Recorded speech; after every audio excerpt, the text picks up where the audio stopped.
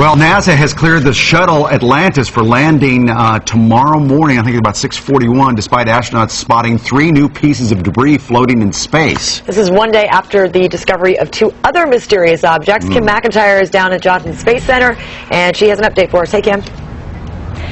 Hi, Mike and Juliet. Yeah, NASA gave the astronauts the good news for a landing tomorrow, but only after they did a very intense study of the shuttle's protective heat shield. Now, they had 5 pieces of debris floating around close to the shuttle today. NASA wanted to make sure the shuttle was intact and ready to withstand the long and dangerous journey back home. NASA says nothing stood out and was not out of place during the 4.5-hour inspection of the shuttle, but mission managers did an additional survey of the shuttle's protective heat shield anyway. The surveys were initially sparked by a mysterious object floating under the spacecraft yesterday. It was detected shortly after a routine check of the shuttle's steering jets. Now, since Columbia, NASA developed several tools and procedures to safeguard the shuttle while in space. NASA admits they may never know exactly what the unknown objects are, but confirms the shuttle is ready to handle the 3,000-degree temperatures it will meet as it re-enters the Earth's atmosphere. Over the years, we have chased many of these things, maybe not with the visibility that this one has gotten, and rarely, if ever, been able to pinpoint exactly where they came from, and always finding out that it didn't pose us any hazard. The crew of Atlantis is asleep now, and after a 12-day mission in an intense 24-hour period, they are looking forward to coming home tomorrow at 6:21 Eastern Time. Back to you in New York. Thanks, Kim. Kim, thank you. Joining us now, former astronaut Pierre Thuot.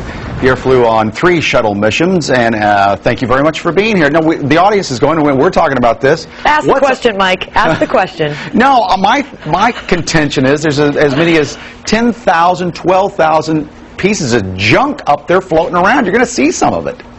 That's right, Mike, and probably the biggest thing you have to worry about is it in the same orbit as with you or some other orbit. If it's in the same orbit, it's not as dangerous because it's not going as fast.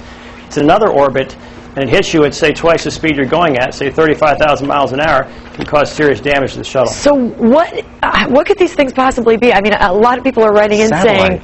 Satellites? Pieces off Could satellites? they be satellites? Pieces of satellites? Well, they're unlikely to be off a satellite because the fact that they're in the same orbit as the shuttle. They're floating along with the orbital. So more than likely it's something that was maybe dropped in the payload bay during the servicing of the shuttle, and during the thruster firings and the flight control checks yesterday, they floated up out of the bay and just started falling off. But I don't recall seeing this in recent missions. Is this something that happens frequently and it's just not reported? Occasionally. On my second mission, which was the first flight of Endeavour, one of these floated up about 4 hours after we opened the payload. I've been looking for that. It was an Allen wrench. I wondered who lost it. Yeah, it was me. It came from your head. I was working on my car. There's a big fine for that when you lose these things aboard a spacecraft. Was that yours? No, it was actually dropped by a worker, I think, when they're constructing the space shuttle. And they look for these things, but they can't find them sometimes, and they just happen to float up. Oh, that's like leaving the knife in the, in surgery, leaving it in somebody's belly. That's not good. So, should we be concerned? At 6:41, we'll have coverage, of course, live for you here on Fox News Channel. It's during Fox and Friends First. I'm a little nervous, I got to tell you. Well, I think they've done what they need to do. They did an inspection of the orbiter, both the underside and in the payload bay. The 2 things you have to be concerned about, again, are the high-speed impacts, which it doesn't look like that would be a problem right now.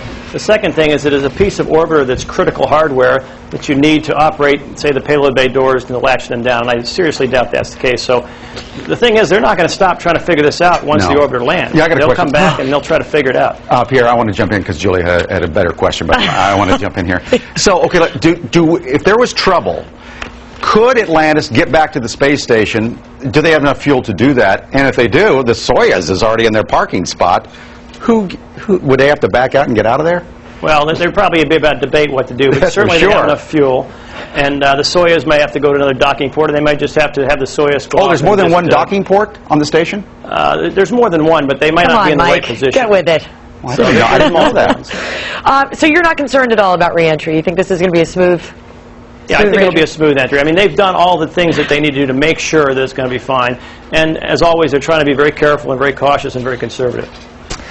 Pierre Thuot, thank you very much, sir, for joining us today. Are you going to be heading back into space anytime soon?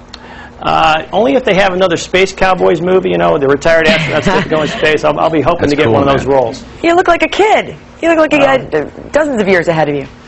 Well, maybe in a few years I'll be able to do it again, though. Well, we wish you the best of luck. Thanks a lot for joining us today. Thank you.